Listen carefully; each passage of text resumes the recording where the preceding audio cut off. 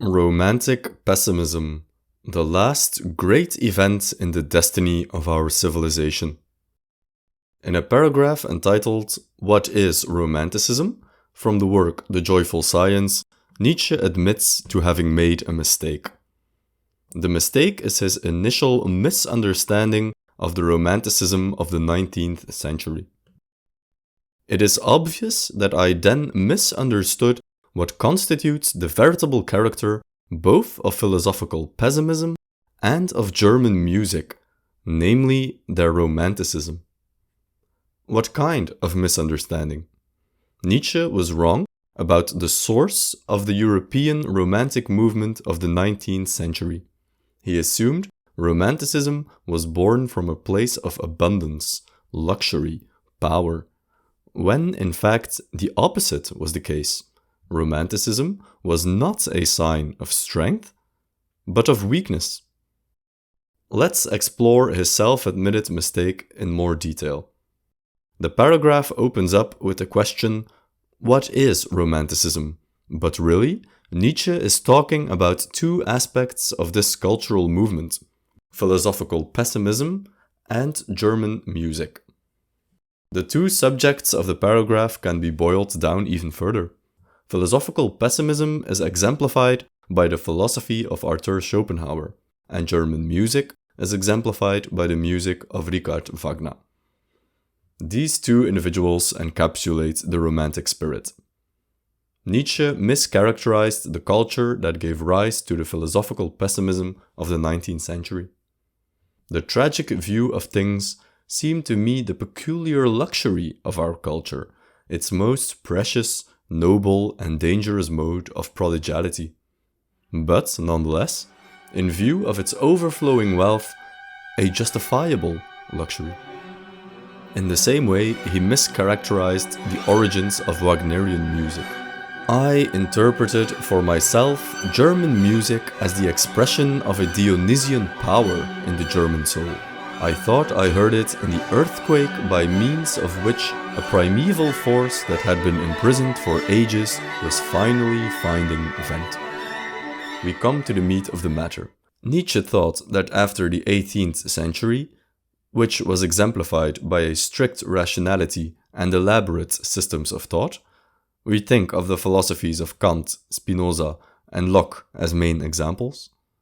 The 19th century era Romanticism was the unleashing of that pent-up energy which the culture had accumulated during the Age of Reason, a new triumph of emotion and feeling over rationality and dry reason. Like the convict who is released from prison and immediately goes to the finest restaurants to splurge on food, Nietzsche interpreted the Romantic movement as a celebration of life for which European culture hungered after being starved of vitality in the century prior. However, this was wrong. Let's go back to the beginning. Every art and every philosophy may be regarded as a healing and helping appliance in the service of growing, struggling life.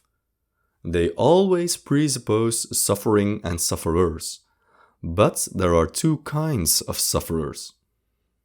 On the one hand, there are those who suffer from overflowing vitality, those who need Dionysian art. On the other hand, there are those who suffer from reduced vitality.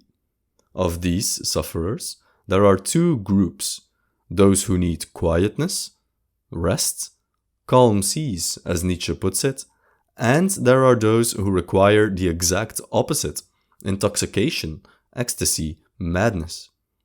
These two ways represent means of escaping from oneself, either through knowledge and contemplation, or through violent ecstatic art or intoxication.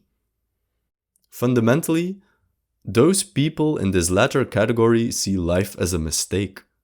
People in the first category, those who suffer from overflowing vitality, instead see life as a gift. All romanticism in art and knowledge responds to the twofold craving of the latter. To them, Schopenhauer as well as Wagner responded, and responds. to name those most celebrated and decided romanticists who were then misunderstood by me. By now, we can clearly see Nietzsche's mistake.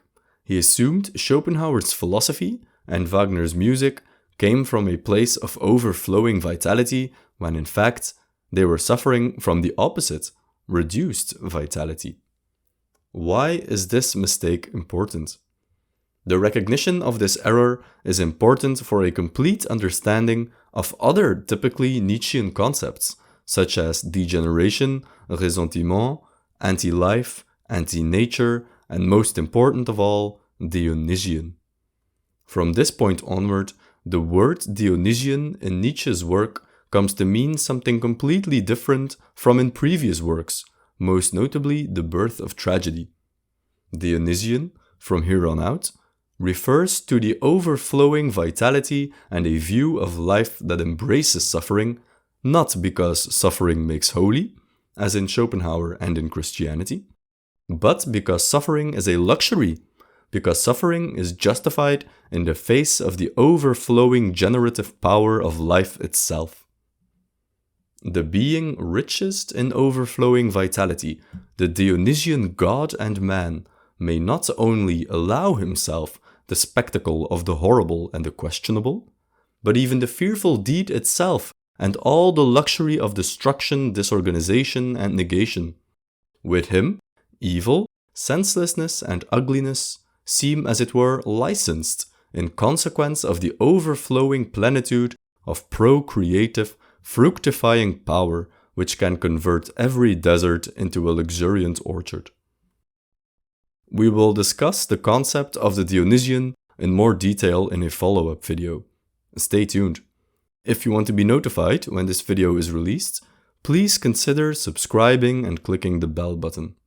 In the meantime, thank you for watching, and we'll see you in the next one.